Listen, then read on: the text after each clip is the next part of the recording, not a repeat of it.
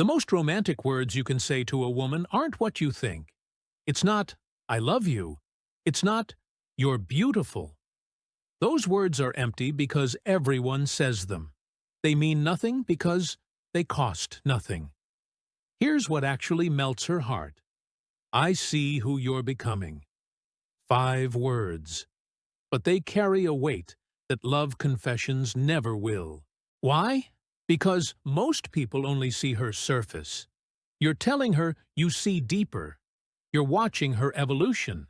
You're paying attention to the direction of her life, not just her appearance today. Robert Greene teaches that power comes from understanding what people hide. Women hide their ambitions.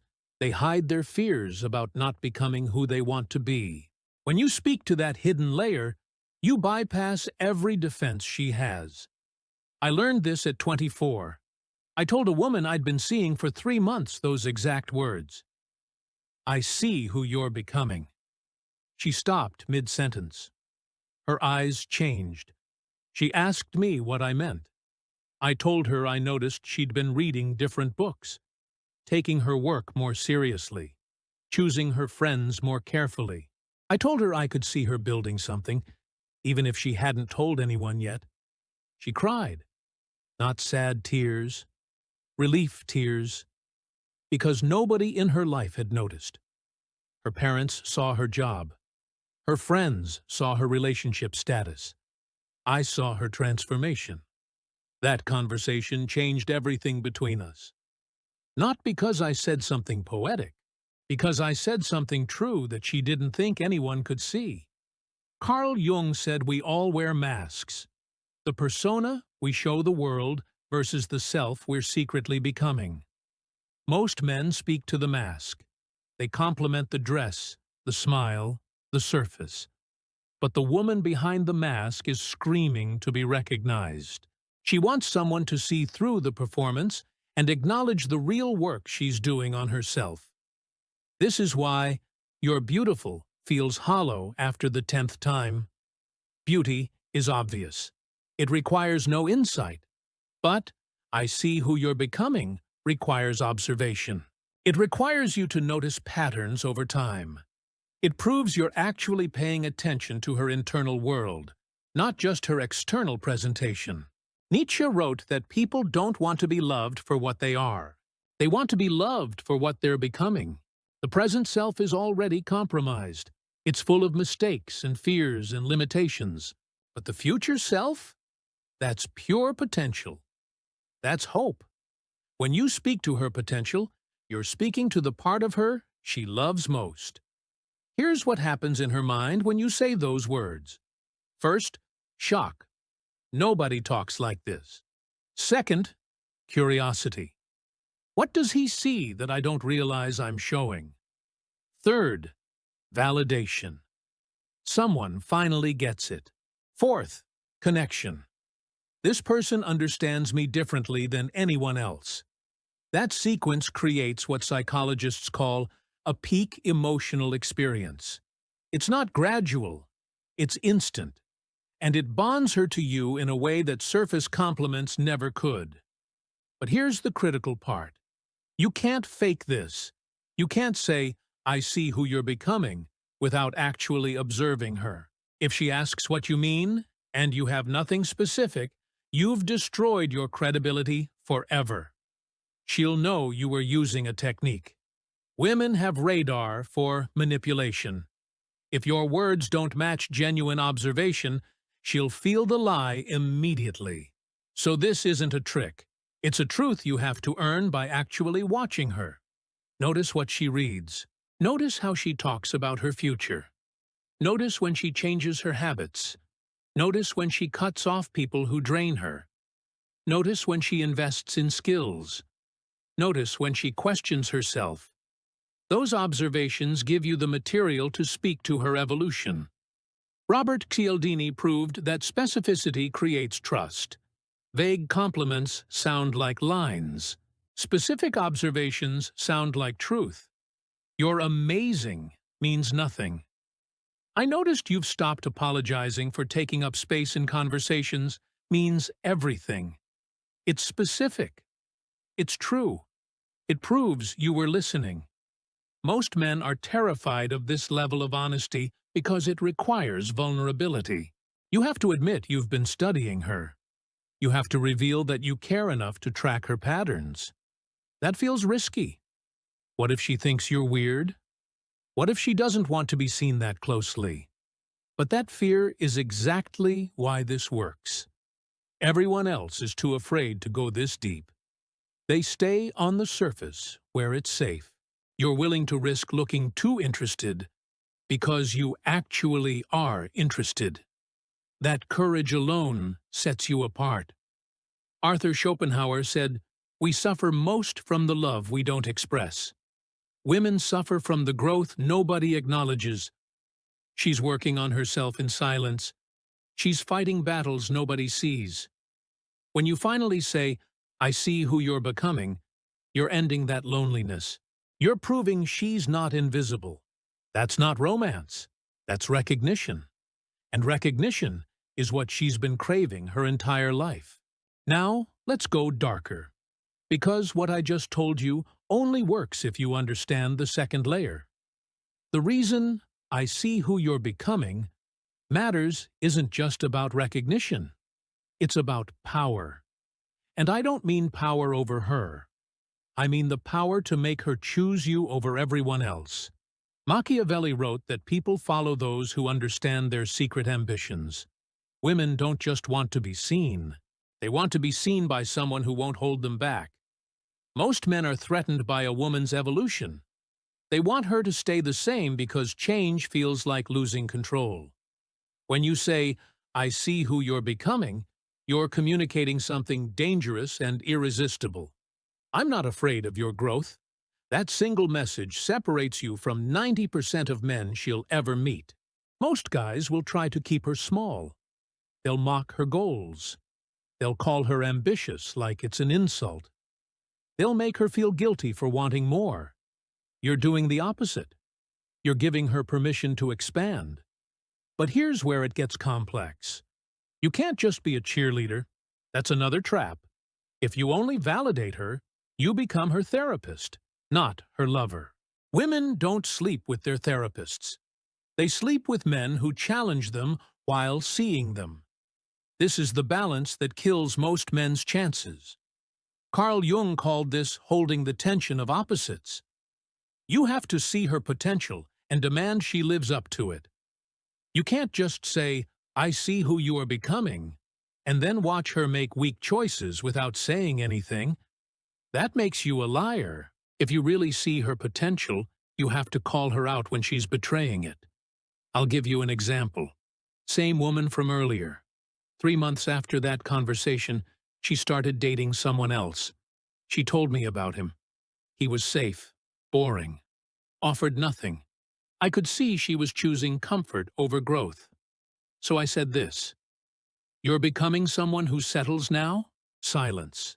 Then anger. Then admission. She knew I was right.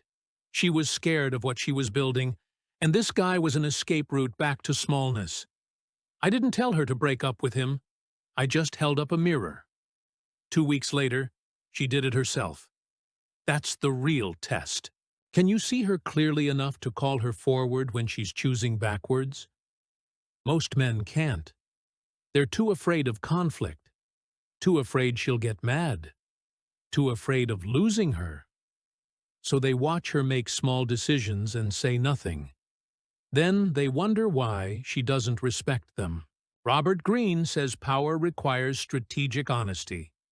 You don't tell the truth to hurt. You tell the truth to wake someone up. When you say, "You're becoming someone who settles now," you're not attacking her. You're reminding her of who she said she wanted to be. That's different. That's holding her accountable to her own standards, not yours. Women are starving for this. They're surrounded by people who either ignore their growth or try to stop it. You're the rare man who sees it and protects it, even from her own fear. That makes you irreplaceable. But you have to be willing to lose her. That's the part nobody wants to hear. If you're afraid she'll leave, you'll never say the hard thing. You'll let her betray herself to keep her around, and she'll lose respect for you, because deep down, she knows you're watching her shrink and staying silent. Nietzsche said, "The highest love is the love that can challenge. Anyone can support. Support is easy. Challenge requires courage, because you might be wrong. You might offend her. She might walk away. But if you believe in who she's becoming, you have to risk the discomfort of calling her back to it when she drifts. This is why most romantic advice fails. It tells men to be nice, supportive, understanding. All true, but incomplete. Women don't just want support. They want someone who believes in their potential enough to defend it, even against them. Here's what she's thinking when you challenge her like this. He sees me clearly enough to know when I'm lying to myself. He cares enough to risk making me angry. He's not afraid of me. That last part is crucial. Most men are terrified of women's emotions. They'll agree with anything to avoid conflict. When you're willing to push back, you prove you're not controlled by her moods. That's attractive because it's rare. David Buss studied mate selection for decades. Women choose men they can't manipulate. Not because women are manipulative by nature, because everyone tests the boundaries of their relationships. If she cries and you cave every time, she learns you're not solid. If she gets angry and you hold your ground respectfully, she learns you're unshakable. Unshakable men are magnetic. So, I see who you're becoming is the entry point. But, you're becoming someone who settles now is the test. Can you see her and challenge her in the same breath? Can you love her enough to risk losing her by telling the truth? That's the difference between romance and transformation. Let's talk about timing, because saying the right thing at the wrong time destroys everything. Most men think romantic words work like magic spells. Say the phrase, get the result. That's not how human psychology works. Context determines meaning.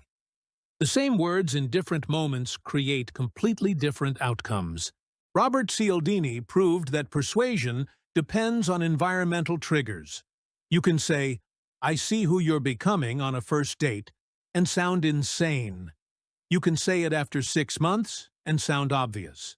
There's a window, and that window opens when she reveals something she's afraid of. Here's what that looks like. You're talking. She mentions something she's working toward, a goal, a change, a fear, and then she minimizes it. She laughs it off. She says, "It's probably stupid," or "I do not know if I can actually do it." That's the window. That's when her guard is down, and her real self is showing. That's when you speak. Not before, not after. In that exact moment of vulnerability. Why? Because Carl Jung taught that we only integrate shadow material when we feel safe. Her ambitions are shadow material. She's hidden them because she's afraid of judgment. When she lets them slip and immediately tries to hide them again, she's testing the environment. Will you mock her? Will you ignore it? Will you treat it like it doesn't matter? When you say, "I see who you're becoming" in that moment, you are catching her real self mid-reveal and saying, "I'm not afraid of this part of you." That's bonding. That's safety. That's trust being built in real time. I watched a friend blow this completely. A woman told him she'd been thinking about starting a business. He said, "That's cool," and changed the subject. 3 months later, he wondered why she seemed distant. She didn't seem distant. She was distant, because he proved he didn't care about her interior world. He had the window. He missed it. She moved on emotionally. Most men miss the window because they're not listening for vulnerability. They're listening for topics. She says business, and they think, boring. Let's talk about something fun. They don't realize she just handed them the key to her inner world. They don't understand that her fears are the portal to her heart. Arthur Schopenhauer said, "We're most ourselves when we're most afraid." Women spend most of their lives performing confidence. The mask is always up. But when they mention a dream and immediately downplay it, the mask slips. That's the real her. And most men completely ignore it because they're too busy trying to be entertaining or interesting instead of attentive. Here's the pattern you're listening for. She says something meaningful. Then she retreats from it. "I've been thinking about going back to school. I don't know. It's probably a bad idea." There. That's it. That's the moment. Don't agree it's a bad idea. Don't dismiss it as fine. Say this: what would you study? Simple question, but it does something powerful. It treats her half-revealed dream as legitimate. It asks her to elaborate instead of minimizing. And it proves you're curious about the version of her that's still forming. She'll hesitate. She'll test if you're serious. If you stay interested, she'll open more. And somewhere in that opening, you say it. "I see who you're becoming, and I think you'd be insane not to pursue this." Why does that phrasing work? Because you're not just validating her. You're challenging her not to waste her potential. You're saying the dream isn't optional. It's necessary. That kind of belief from someone else is addictive. Most people in her life will say, "if you want to," or "do what makes you happy." Those are weak. They put all the pressure on her. You're taking a position. You're saying, "this is who you're meant to be." Don't betray that. Fyodor Dostoevsky wrote that we're capable of much more than we allow ourselves. Women know this. They feel the gap between who they are and who they could be. It tortures them quietly. When you name that gap and tell her to close it, you're giving language to her internal war. You're becoming the voice of her higher self. That's not manipulation. That's alignment. But here's the warning. If you say these words and then sabotage her later, you become the villain of her story forever. Women forgive a lot. They don't forgive betrayal of belief. If you tell her you see her potential and then mock her for chasing it, she'll hate you more than someone who never believed at all. Because you gave her hope and then crushed it. That's unforgivable. So before you say, "I see who you're becoming," ask yourself if you can handle who she becomes. If her success threatens you, stay silent. If her growth scares you, walk away. This isn't a game. This is you choosing to be part of someone's transformation. That's a responsibility. Now we get into the psychology of why these words work on a neurological level. Because this isn't just about feelings. This is about how the female brain processes connection and how you can speak directly to that machinery. Daniel Kahneman won a Nobel Prize for proving that humans have two thinking systems. System 1 is fast, emotional, automatic. System 2 is slow, logical, analytical. Most communication targets System 2. Facts, logic, reason. But System 2 doesn't create bonds. System 1 does. And System 1 responds to recognition, not information. When you say, "I see who you're becoming," you're triggering System 1. It's not a fact she has to process. It's an emotional truth she feels immediately. Her brain doesn't analyze whether you're right. It responds to being seen. That response is automatic. It's survival wiring. Why survival? Because humans evolved in tribes. Being seen by the tribe meant safety. Being invisible meant death. When you prove you see her, you're activating ancient safety mechanisms. Her nervous system relaxes. Her guard drops. Her trust opens. That's not romance. That's biology. But here's where most men screw it up. They think one moment of recognition is enough. They say the magic words and expect permanent results. That's not how neural pathways work. The brain needs repetition. You have to prove consistently over time that you see her. Otherwise, it registers as a fluke, a lucky guess, not a pattern she can rely on.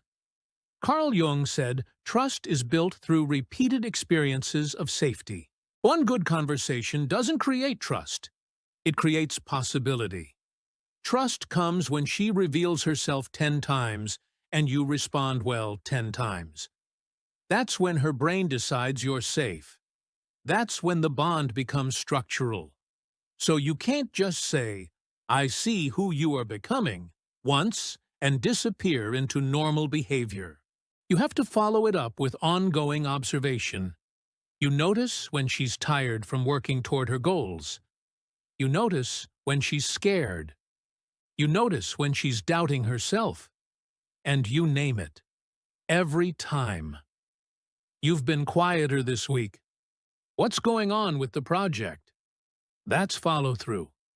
That's proving the first observation wasn't performance. You're actually tracking her internal state over time. Women test this relentlessly. They'll reveal something and watch to see if you remember it later. If you forget, you fail.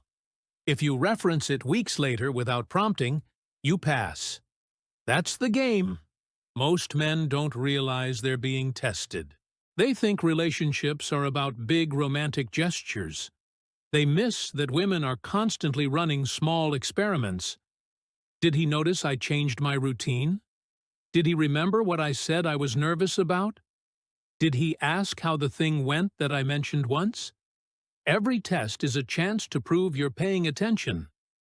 Robert Greene calls this strategic empathy. You're not just feeling with her. You're tracking her patterns and predicting her needs before she voices them. That level of attention is so rare it feels like magic. But it's not magic. It's discipline. It's deciding that understanding her matters more than being understood. Here's a concrete example. She mentions on Tuesday that she has a difficult conversation coming up on Friday. Most men forget by Wednesday. On Friday, you text her before the conversation. I know today's the day. You've got this. 3 sentences. But the impact is massive. Because you remembered. Because you were thinking about her timeline. Because you cared enough to track something that mattered to her. That's the micro-level work that makes I see who you're becoming credible. Without the daily proof, the big statement sounds hollow. With the daily proof, the big statement becomes the summary of 1,000 small observations. That's when it breaks through. Nietzsche said small things done consistently create character. Women evaluate men by character, not by highlights. They don't care if you said something beautiful once. They care if you show up reliably, if you notice patterns, if you remember details. That consistency builds the foundation for the big romantic moments to land. Now let's talk about what happens when you get this right. When you prove over weeks and months that you genuinely see her evolution, something shifts in how she views the relationship. It stops being optional. It starts being essential. Why? Because you're providing something she can't get anywhere else. Everyone else sees her surface. You see her depth. That's not replaceable. David Buss found that women bond most strongly to men who understand their internal world. Not their favorite movie, not their food preferences, their fears, their ambitions, their self-doubt, their growth. When you understand that landscape better than she articulates it herself, you become necessary. You're not just a partner. You're a mirror that helps her see herself clearly. This is dangerous territory because it creates dependency, not unhealthy dependency, psychological dependency. She starts needing your perspective. She starts checking decisions against what you might see. She starts valuing your opinion over her own sometimes. That's power, real power, and you have to use it carefully. Let's talk about what most men do wrong even when they know this information. Because knowledge without execution is worthless. I've watched men learn these principles and still fail completely. Here's why. First mistake. They confuse observation with interrogation. They think paying attention means asking 1,000 questions. What are you thinking? How do you feel? What do you want? That's not observation. That's investigation. And it makes women feel like specimens under a microscope. Real observation is quiet. You watch. You notice. You connect dots without announcing you're connecting dots. She mentions she's tired on Monday. She mentions a deadline on Tuesday. She seems stressed on Wednesday. You don't ask what's wrong. You already know. On Thursday, you remove an obstacle. I picked up dinner. I know this week has been heavy. That's observation. You diagnosed the situation by tracking data points. You solved the problem without making her explain it. That's the difference between attention and interrogation. One creates safety. The other creates performance pressure. Second mistake, they make it about themselves. They say, I see who you're becoming, and then immediately talk about their own journey. They turn her moment of being seen into their moment of being validated. Women shut down instantly when this happens. Because the promise was broken. You said you saw her. Then you made it about you. That's not seeing. That's hijacking. Carl Jung warned about projection. We project our own needs onto others and call it empathy. Real empathy is staying in her experience without dragging in yours. If she talks about her fear of failure and you respond with your own failure story, you've left her. You're not connecting. You're competing. She'll feel that immediately. Here's how to avoid this. When she shares something vulnerable, reflect it back first. So, you're afraid that even if you succeed, you won't be happy? She confirms or corrects. Either way, you're proving you're tracking her specifically, not using her words as a springboard to talk about yourself. Only after she feels fully heard can you share your own experience, and even then, only if it serves her understanding, not your need to relate. Third mistake, they don't protect the moment. She opens up, reveals something real, and the guy immediately jokes about it or changes the subject because the intensity makes him uncomfortable. That's trauma. She took a risk. You proved it wasn't safe. She won't do it again. Arthur Schopenhauer said we sabotage intimacy because we're afraid of being known ourselves. When she goes deep, it implies you have to go deep too. Most men panic. They deflect with humor or logic or distraction. The woman registers this as rejection. Not rejection of her specifically, rejection of depth itself. She learns you're only safe for surface conversations. You have to train yourself to stay in the uncomfortable moments. She cries. You don't fix it. You sit with it. She shares a fear. You don't reassure her it's irrational. You acknowledge the fear is real to her. That's holding space. That's emotional maturity. And it's rare enough to be magnetic. Fourth mistake. They use this knowledge to manipulate, not connect. They say the right words with the wrong intentions. They want sex. They want control. They want validation. She can smell it. Women have spent their entire lives dealing with men who pretend to care to get something. Their radar is highly calibrated. Machiavelli said, the best lie is the one closest to truth. But I'm not teaching you to lie. I'm teaching you to care. If you're using, I see who you're becoming, as a trick to get her into bed, it will backfire catastrophically. She'll figure it out. And she'll warn every woman she knows about you. Your reputation will destroy your future chances.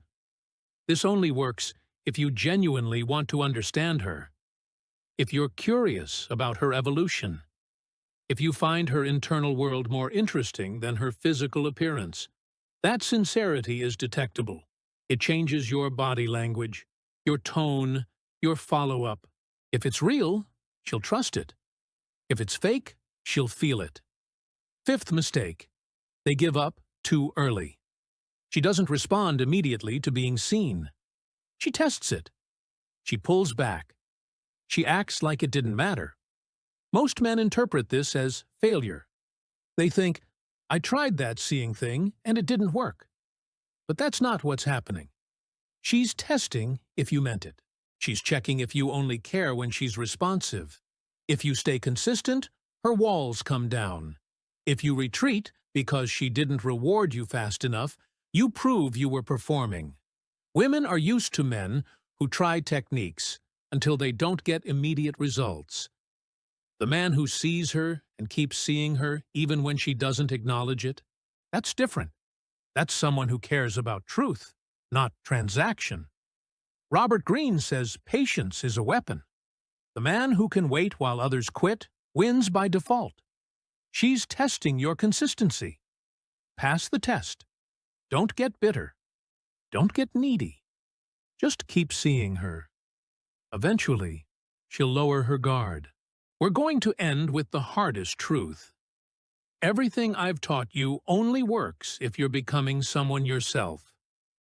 You can't see her evolution if you're stagnant. You can't call her forward if you're stuck. The entire strategy collapses if you're not on your own path. Nietzsche said you must become who you are, not who you were, not who others want you to be, who you're capable of becoming. Women don't fall in love with men who see them. They fall in love with men who see them from a position of their own clarity. If you're lost, your observations sound like projections. If you're clear, your observations sound like truth. This is the piece nobody wants to hear. You have to do your own work. You have to face your own fears. You have to build your own life.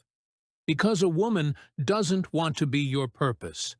She wants to be chosen by a man who already has purpose. The difference is everything. Carl Jung said, we can't give others what we don't possess ourselves. If you don't see your own potential, you can't see hers. If you're not pushing yourself, you can't push her. If you're settling in your own life, your challenge to her rings false. She'll feel the hypocrisy, and she'll lose respect. Here's what this looks like practically. You tell her, I see who you're becoming. She feels it. She trusts it. Then she watches you for 6 months. Are you growing? Are you challenging yourself? Are you becoming someone? If yes, her attraction deepens. If no, she questions whether you ever actually saw anything or whether you were just good with words. Women test congruence relentlessly. Your words have to match your life. If you talk about potential but demonstrate stagnation, you're just another man with opinions.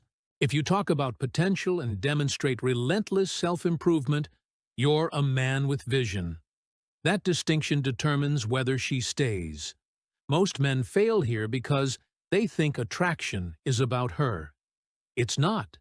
It's about you. She's attracted to the man who makes her better. But she's only inspired to be better if you're actively becoming better yourself. Your growth gives her permission to grow.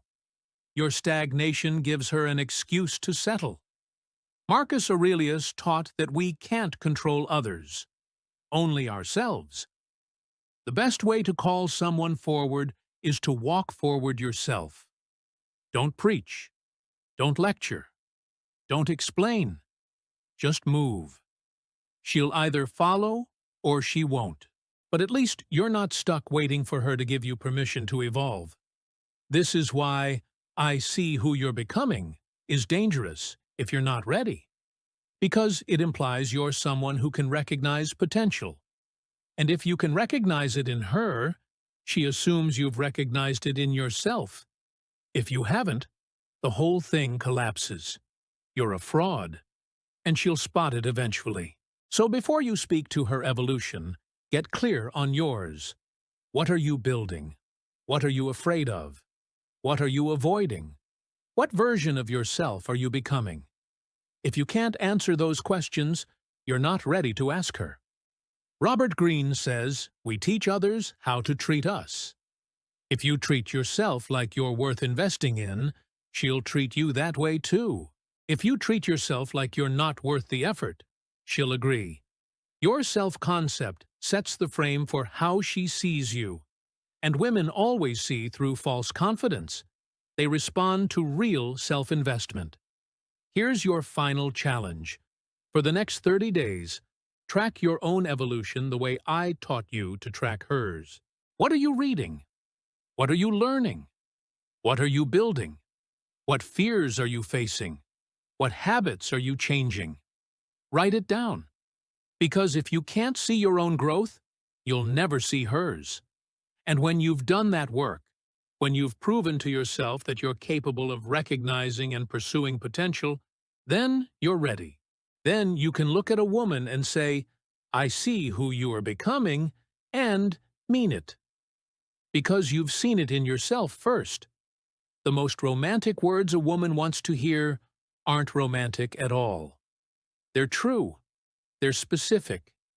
They're earned through observation. And they only work when spoken by a man who's becoming someone himself. That's the paradox. You can't give away what you don't have. But when you have it, you don't need to chase. She'll feel it. She'll trust it. And she'll choose you, because you're the only one who really sees her. Everything I've taught you today is useless if you stay the same. But if you take this seriously, if you do the internal work, if you become someone worth being seen by, then these words will change everything. Not just for her, for you. Because the man who can see others clearly has learned to see himself first. And that man doesn't need techniques. He just needs truth. Now go, become that man.